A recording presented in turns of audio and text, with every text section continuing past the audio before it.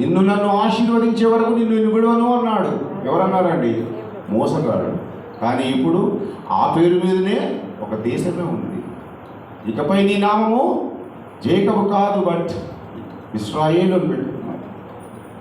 నులివెచ్చనిగా కాదు, అటు వేడిగా కాకుండా ఉండడం వల్ల లాభం లేదు. You should be hire of the warm or Luke వామ్.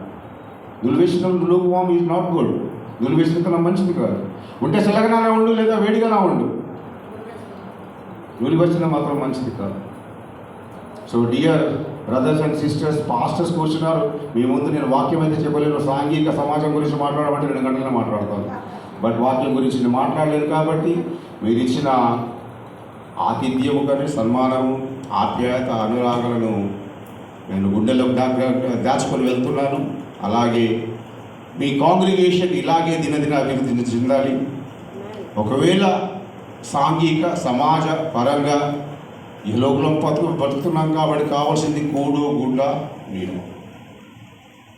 ఈ మూడిట్లో ఇప్పుడు తీసుకుంటున్న ప్రభుత్వం తీసుకున్న నిర్ణయాలలో మీ ప్రయత్నాలు ఎక్కడైనా కానీ ఒకవేళ ఆగి ఉంటే బావగారికి తెలియజేయండి.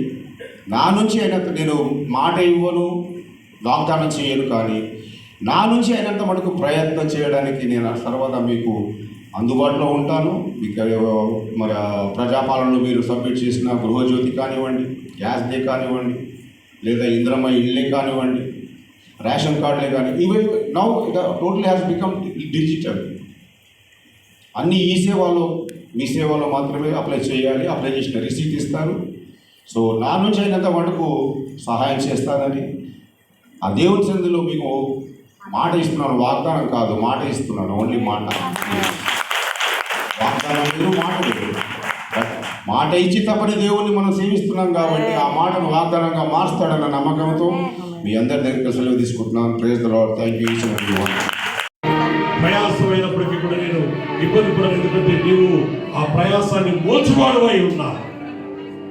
పక్షిరాజు గర్తల మీద ఏ విధంగా ఇశ్రాయేలు వారిని బానిసలుగా ఉండగా వారిని విమోచించి అరణ్యములకు తోడుకొచ్చాడో దేవుడు, ఆ పక్షిరాజును పోలి మనం కూడా నడవాలని దేవుడు నేర్పిస్తున్నాడు.